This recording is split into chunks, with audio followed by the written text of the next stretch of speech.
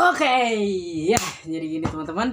Setelah menonton yang namanya karya spesial terbaru dari Netflix tentunya yang menggunakan CGI yang benar-benar wah banget, dan juga pertempuran dari game yang menyentuh hati, yang dimana ada sebuah organisasi yaitu Darkstone ya, Darkstone itu membela kebenaran di balik layar, yang dimana ada iblis yang datang ke dunia ini, dan ternyata itu terjadi gara-gara di dalam dunia iblis itu ada yang namanya perbudakan, dan dimasuk ke dalam dunia manusia itu ada monster dan itu ada budaknya, dan budaknya itu dimasukkan oleh seorang manusia yang manusianya itu masuk ke dalam dunia iblis. Oke, tapi sebelum itu hanyalah sebuah cerita yang dimana gue ingin mengekspresikan diri, yang dimana gue tadinya hanya ingin menulis, tapi ketika memikirkan lagi kalau misal cuma menulis gak tahu bagaimana ekspresi yang terjadi, gak tahu bagaimana situasi yang ada, gak tahu bagaimana keadaan yang menstimulasi berbagai pikiran yang sekarang mau diceritakan.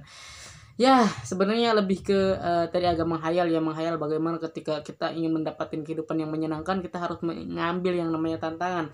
Karena Socrates ya, seorang filsuf yang begitu besar di Yunani, yang berkata, "Aku bodoh dan aku bangga." Kenapa? Karena aku tahu bahwa yang aku tahu itu tidak lebih banyak dari yang tidak aku ketahui. Oke? Ya, gitu aja, kalian pahami sendiri. Dan juga ketika saat kita mengetahui bahwa kita tidak tahu dengan lebih banyak banget yang kita tahu dibandingkan yang kita tahu sekarang. Cuman teman-teman, yang mau gue jelasin dari sekarang adalah sebuah kehidupan yang menyenangkan itu akan didapatkan ketika kita mengambil tantangan. Kenapa lu gak ngambil tantangan juga? Kenapa lu gak bisa mengambil sesuatu yang bisa lu ambil juga sekarang, Gi?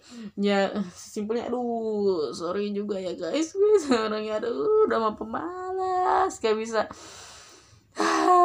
Gak bingung bisa.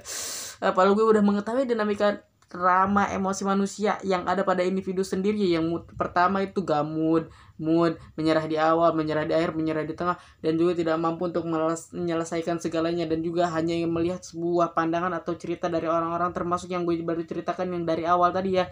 Itu semua bisa menstimulasi pikiran dan juga keadaan, bahkan hanya dengan jedak-jeduk Timothy Ronald yang berkata bahwa mental health gue burnout capek itu kebiasaan kontol, gue tahu.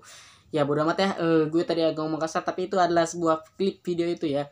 Juga dia bilang lagi di next selanjutnya, kalau lu kebiasaan mental health itu lu bilang sendiri ke dalam diri lu, oke, gue mau sukses, besoknya udah lo nggak salah lagi, lo nggak apa itu istirahat, udah istirahat lagi, terus sambil scroll TikTok, terus sambil coli aja tuh di pinggir jalan, udah gak usah kerja, mending mati aja hidup kayak gitu tuh, nggak ada gunanya sama sekali. Ya itu yang mau gue inginkan.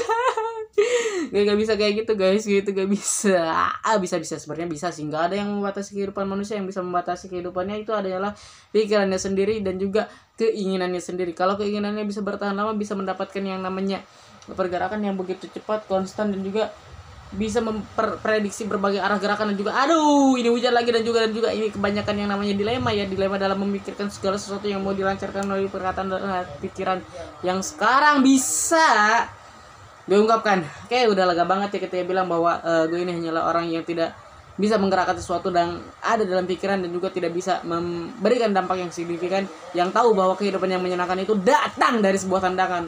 Kehidupan yang menyenangkan datang dari sebuah tantangan, dan hidup yang tidak diuji adalah hidup yang tidak berarti. See you next time, kita bertemu lagi dengan berbagai kosakata yang mungkin tidak akan mempengaruhi diri, dan semoga sangat mempengaruhi, karena gue ingin adalah sebuah tindakan kita, semua pergerakan kita, semua pikiran kita bisa terkoordinasi dengan baik, bukan hanya dengan hayalan atau angan-angan, tapi kita aplikasikan menjadi kenyataan dan juga kekayaan, sehingga muncul hasil akhir yang namanya kebahagiaan. Ya, karena walaupun uang itu bukan segalanya, tapi kekayaan itu hampir menyelesaikan semua masalah yang ada, karena kekayaan adalah kebebasan. See you next time, kita bertemu setelah kita mencapai kebebasan. Jadi walaupun belum bebas juga, gue akan bikin video ya, karena lama kalau cuma nunggu waktu, tapi kita yang harus mengambil waktu. Dan perlu diingat, itu ada yang namanya konsisten juga tantangan ya, karena hidup itu membosankan jikalau kita terus melakukan sesuatu secara berulang-ulang, dan itulah yang perlu kita pertahankan, tapi bukan stuck di situ, menjadi lebih baik lagi compounding skillnya, dan juga bisa mendapatkan drop naik sehingga mendapatkan pattern keberhasilan yang sangat tinggi. Oke, dadah.